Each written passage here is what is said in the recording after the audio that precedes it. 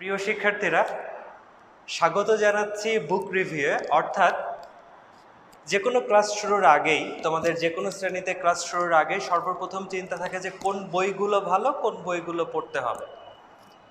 আমি অনেকগুলো বই হাতে নিয়ে নাই, একটা মাত্র বই হাতে নিয়ে আছে, এটা হচ্ছে লেকচার পাবলিকেশনের বই। শুধু বইয়ের সাইজটা দেখানোর জন্যই, বইটা হচ্ছে প্রায় 700 পেজের আশেপাশে, এত মোটা একটা বই। এটা হচ্ছে তোমাদের একটা পেপার, অর্থাৎ রসায়ন প্রথম পত্র, এরকম আরও দ্বিতীয় পত্র আছে এবং বোর্ড অনুমোদিত প্রায় 14 থেকে 15টা বই আছে। তো এতগুলো বইয়ের গাইডলাইন ফলো করা আমাদের পক্ষে সম্ভব না। প্রথমে একটা বিষয় নিয়ে কথা বলি। 2015-তে যখন কারিকুলাম চেঞ্জ হলো, অর্থাৎ চেঞ্জ হওয়ার পরে যখন 2015-তে যারা পরীক্ষা দিল, তাদের সাথে যদি কথা বলে দেখো তাহলে দেখবো যে তাদের এই প্রথম পত্র বইটার সাইজ ছিল এতটুকু। অর্থাৎ বোর্ডের যখন অনুমোদন দেয়া হয় তখন বলা হয়েছিল 200 পেজের মাঝে বইটাকে রাখতে।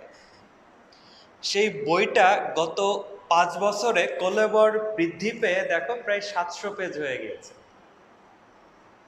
আসলে টপিক কিন্তু চেঞ্জ হয় নাই, সিলেবাস চেঞ্জ হয় নাই, কারিকুলাম চেঞ্জ হয় নাই, কিন্তু তারপরেও 200 পেজের বইটা কিভাবে 3 গুণ বৃদ্ধি পেল? এটা কি আসলে তোমাদের ভালো কোনো কারণে নাকি ব্যবসায়িক কোনো কারণে? এই বিষয়টা আমার মাথায় আসে না। আমি এই জন্যই এই টপিকটা নিয়ে কথা বলছি যে 2015-তে যারা এইচএসসি পরীক্ষা দিয়েছে তারা কি বুয়েটে চান্স পায় নাই? তারা কি মেডিকেলে চান্স পায় নাই? তার মানে কি তাদের সাথে প্রতারণা করা হয়েছে, যে তাদেরকে কম পড়ানো হয়েছে? তোমাদের সাথে যে প্রতারণা করা হচ্ছে না, যে তোমাদেরকে আরো বেশি বেশি টপিক পড়ানোর সুযোগ দেওয়া হচ্ছে? বিষয়টা কি এরকম? বিষয়টা মোটেও এরকম না। বিষয়টা হচ্ছে যে শুধুমাত্র ব্যবসায়িক কারণে, অর্থাৎ বইয়ের দাম বাড়ানোর জন্য অতিরিক্ত টপিক বা একই টপিকের অনেক অনেক বেশি অনুশীলনী। তোমরা বলতে পারো যে স্যার অনুশীলনী বেশি সলভ করলে তো ভালো, কিন্তু একটা বিষয় আমি বলি যে তুমি এই ইন্টারমিডিয়েট কলেজ লাইফেই তুমি একজন কেমিস্ট হয়ে যাবা না কেমিস্ট্রি পড়ে। আমি যেমন চিন্তা করি আমি একটা সাবজেক্ট পড়াচ্ছি, বা যিনি লিখছেন তিনি হয়তো চিন্তা করেন যে একটা সাবজেক্ট পড়াচ্ছেন, তোমাদের জন্য সাবজেক্ট হচ্ছে 7টা, যদি 2 পেপার ধরি তাহলে 13টা। তো আমি ওই চিন্তা করলে হবে না যে একটা পেপারেই তোমাকে পড়তে হবে, 7টা পেপার পড়তে হবে, তোমাকে সেটা ধারণ করতে হবে। তো ওই জায়গাটা থেকেই কথা বলবো আমি যে তোমাদের ভয় পাওয়ার কারণ নেই। এই বইটা যদিও ব্যবসায়িক কারণে বৃদ্ধি করা হয়েছে, কিন্তু যদি আমাকে ফলো করো বা আমাদেরকে ফলো করো, আমরা তোমাদের বইটাকে এই 3 ভাগের 1 ভাগ, অর্থাৎ গুরুত্বপূর্ণ যে ইনফরমেশনগুলো পড়লে তোমার বোর্ড পরীক্ষা থেকে শুরু করে অ্যাডমিশন টেস্ট সব জায়গায় সেটা কভার করবে। এখন যদি বলো যে স্যার 1 থেকে 200 পেজ এভাবে টানা পড়বো, তুমি বইটাকে কি সংক্ষেপ করতে পারবা? কখনোই করতে পারবো না। অবশ্যই টিচারদের লেকচার ফলো করতে হবে, যে তুমি এই বইটাকে কোন কোন ইনফরমেশন, বা একটা জায়গায় 3টা পেজ আছে, 3টা পেজের সামারি হতে পারে সেটা অর্ধেক পেজ, অর্থাৎ এরকম প্রত্যেকটা 3টা পেজের একটা অর্ধেক পেজের সামারি, এটা তোমাকে শুধুমাত্র শিক্ষকই দিতে পারবেন, এবং সেইখান থেকে তুমি বোর্ড পরীক্ষার জন্য সর্বাধিক নাম্বার যেন পেতে পারো বা অ্যাডমিশনের জন্য চান্স পেতে পারো। বই এরকম মোটা করলে এটার সমস্যা হচ্ছে যে যখন ভার্সিটিতে টিচাররা অ্যাডমিশনের জন্য প্রশ্ন করেন, তারা সবসময় লেটেস্ট বই ফলো করেন।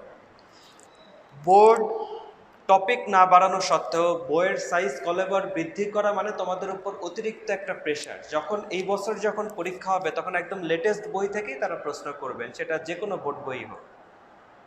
এবং এই লেকচার পাবলিকেশনের দেখা দেখি অন্যান্য পাবলিকেশনগুলো ঠিক অনুরূপ, প্রত্যেকটা বই এরকম ছোট ছিল, 200 পেজের ভিতরে ছিল, কিন্তু বইগুলোকে কলেবর বৃদ্ধি করা হয়েছে।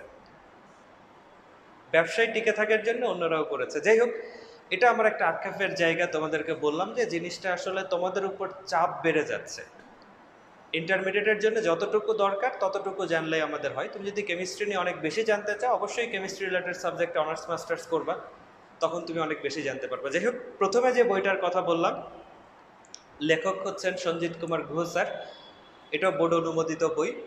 এই বইয়ের সুবিধা হচ্ছে অনেক অনেক ম্যাথস দেয়া আছে, কিন্তু সমস্যাটা হচ্ছে যে এই ম্যাথসগুলো তুমি যখন সলভ করতে যাবে, এত বেশি ম্যাথস, এক একটা চ্যাপ্টারে যে চ্যাপ্টারগুলো ম্যাথস নির্ভর, 100, 150, 200 ম্যাথস। তারপরে আবার ম্যাথসের ক্যাটাগরি আছে, কিছু সাধারণ ম্যাথস, আবার কিছু উচ্চতর দক্ষতার ম্যাথস। তো এতগুলো ম্যাথস করতে গেলে তোমার তো অবস্থা খারাপ হয়ে যাবে। এই মাত্র 1.5 বছরে 16 থেকে 17 মাসে এই বড় সিলেবাস শেষ করা মানে 2 বছর পুরোটাও পাবো না, ইন্টারমিডিয়েট পরীক্ষা পর্যন্ত আরো 2-3 মাস কম পাই আমরা, খুব টাফ হয়ে যাবে। তো কনফিউশনের কিছু নেই, এই বই ফলো করতে পারো, কোনো সমস্যা নেই। কিন্তু অবশ্যই শিক্ষকের সহায়তা নিতে হবে যে কোন জিনিসগুলো বা কোন কয়টা প্যাটার্ন করলে আমার সেটা কমন পড়বে। তবে যদি এক কথাই বলো স্যার কোন বইটা ভালো, আমি আসলে একজন শিক্ষক হিসেবে অন্য শিক্ষকের ওইভাবে মূল্যায়ন করতে পারবো না, কারণ ওনারা আমার থেকে অনেক জ্ঞানী। প্রত্যেকটা বই ভালো। আমি সবসময় বলি যে বোর্ড অনুমোদিত আমরা যে 5টা বই তোমাদেরকে দিয়েছি, তার যে কোনো 2টা বই তুমি যদি ফলো করো, আমার মনে হয় ভালোভাবে ফলো করলে সেটা তোমার জন্য ইনাফ। এখন আসো দ্বিতীয় বই, যেটা আমার পাশে ছবি দেখতে পাবো, যে বিপ্লব কুমার দেব।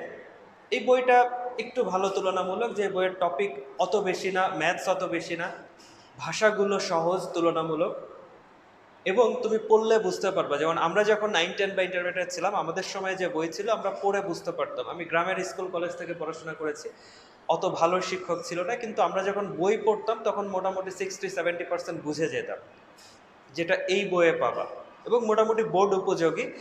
তুমি এই বইটা পড়লে বোর্ডের জন্য যতটুকু ইনফরমেশনগুলো যা দরকার, বা মোটামুটি অ্যাডমিশনও কভার করবে 80-90%। এরপরে আসো ছবিতে দেখো স্বপন কুমার মিস্ত্রি, আরেকজন লেখক। মিস্ত্রি স্যারের বইয়ের যে থিওরিটিক্যাল অংশ, সেই অংশগুলোর ভাষা একটু কঠিন, পড়তে গেলে একটু মনে হবে যে তুমি বুঝতে পারতেছো না। কিন্তু এই বইয়ের একটা বৈশিষ্ট্য হচ্ছে এখানে ডিফারেন্ট টাইপসের বেশ কিছু ম্যাথস দেয়া আছে, যেগুলো তোমার বোর্ডের জন্য উপযোগী, একই সাথে অ্যাডমিশনের জন্য উপযোগী, অর্থাৎ বৈচিত্র্য আছে। ডিফারেন্ট ডিফারেন্ট টাইপের ম্যাথস দেওয়া আছে। তো ম্যাথসের জন্য এইটাও দেখতে পারো। সঞ্জিত কুমার গুহ স্যারের বইও আছে, বাট এই বইও একটু বৈচিত্র্য বেশি তুলনামূলক সঞ্জিত কুমার গুহ স্যারের থেকে, ম্যাথসের দিক থেকে।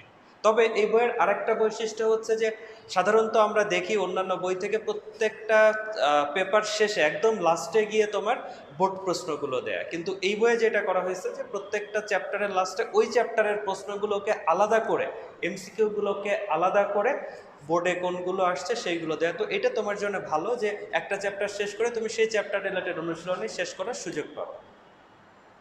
4 নম্বরে আসলে হাজারি নাগ, যেটা আমাদের খুব পরিচিত, আমরাও হাজারি নাগ, এবং পরবর্তীতে 5 নম্বরে যেটা আসবে কবির স্যার, এই দুইটা বই বেশি ফলো করতাম।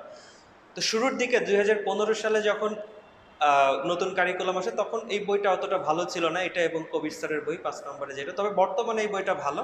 তবে মিস্ত্রি স্যারের বইয়ের মতো এই বইয়েরও ভাষা কঠিন, কিছুটা এলোমেলো।